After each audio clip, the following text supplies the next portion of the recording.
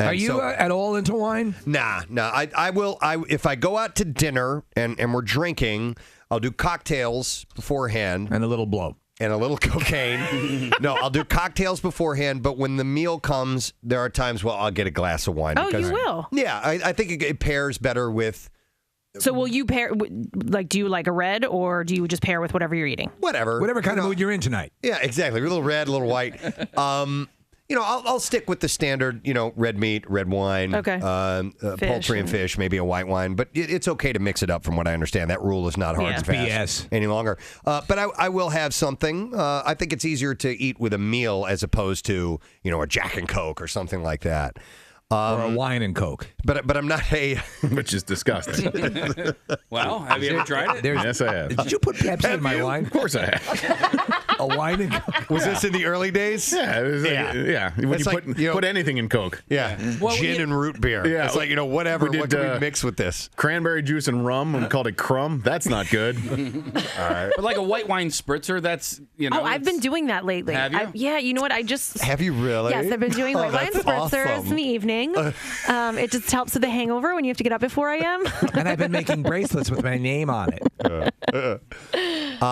So anyway, but I do drink wine, but I'm in no way, shape, or form do I have any room to speak on it. My wife is definitely, she's into wine, and is this volcanic thing actually piqued her interest. Okay. Casey, though, with the white wine spritzer, seriously, I won't take, it has to be a certain grade wine. Like, I'm not going to take something that's, mid to higher level and add, a spritz, and spritz it up. Yeah. If it's called piss wine from the Piss Valley. I'll spritz that. Yeah. So you do like a Ernest and Julio Gallo or whatever. All right. I'll have a glass of piss from the Piss Valley, please. It's not going to taste good. This is a 78. But tasting a white wine from Santorini, Greece, Zabo described the wine as... I am Zabo. As salty, saline, and crunchy. Everybody, Zabo's here. Zabo. I am Zabo. Crunchy wine. Crunchy. Do they can they grow grapes hydroponically? Sure. And would that make They can do anything. Yeah, right? They made Robocop. Yeah. The movie. They did. He's not wrong. Well, technically, he's not wrong. No. They can do anything. He also tasted red wine from Canary Islands in Spain and another from Italy, which he described as being wonderfully perfumed, savory, potpourri, floral, and substantial. Did he mention Robocop? No. Zabo, what about Robocop? What are you talking about? What? I know you guys think I'm crazy sometimes with my taste palette, but there are, if I look at a menu, a wine menu, I will know, I don't typically like, and it's a wide range, but any wines from California. I don't think I've... Yeah, and it can be anything. It doesn't have to be one specific wine. You but don't like them?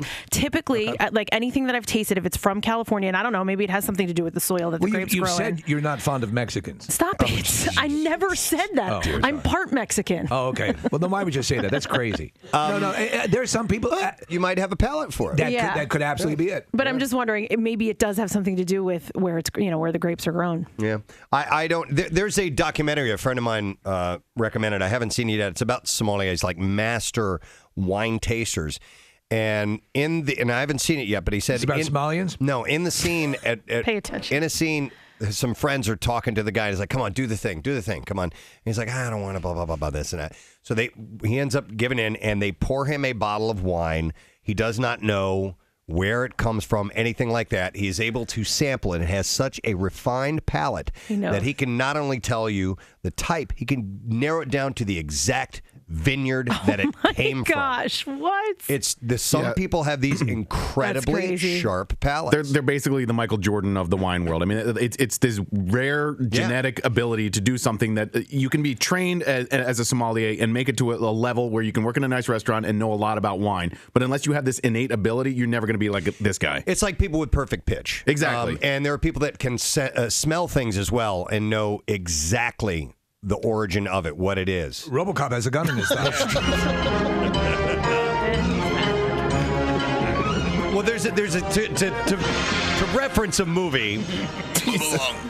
Drink your wine and move along. There's There's a scene in one of the Hannibal Lecter films that he leaves a scent of a hand cream on a letter, and they bring in all these perfume people, and they're able to smell and find out exactly where it came from. And there are legitimately people that can do that. Same thing with wine. People who work in the perfume industry are paid many millions of dollars because of that ability. Yeah.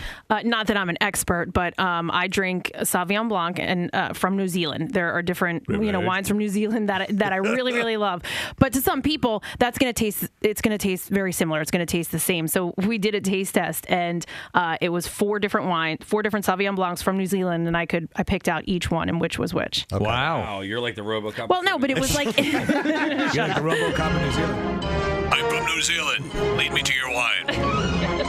No, you have a great nose and a really refined palate. And awesome boobs. And a pointy nose. I would not say a great nose, man. I can't take scents. Like it gives me a headache. Your nose has abilities. Yes, it does. Is Somm the name of that documentary? This is the one that I know about, unless there's another one. Maybe there was one that you saw that I didn't, but I've heard of this one before. SOMM. Well, there is a documentary on Netflix that was, we put it up on PrestonSteve.com, like documentaries that you have to see. And Okay. it's about, I don't know if it's about sommeliers or wine, but it is about wine. So it was my birthday yesterday, and I have like 6 great bottles of bourbon at That home. you got? Yeah, some of them I got, some of them I bought, and they're of the upper level of bourbon. So, yeah.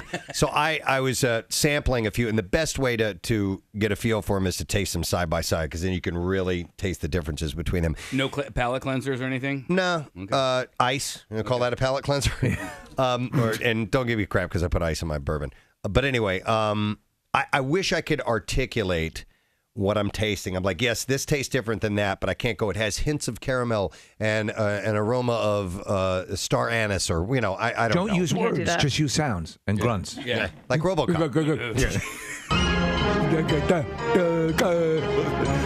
What about Bob Clip?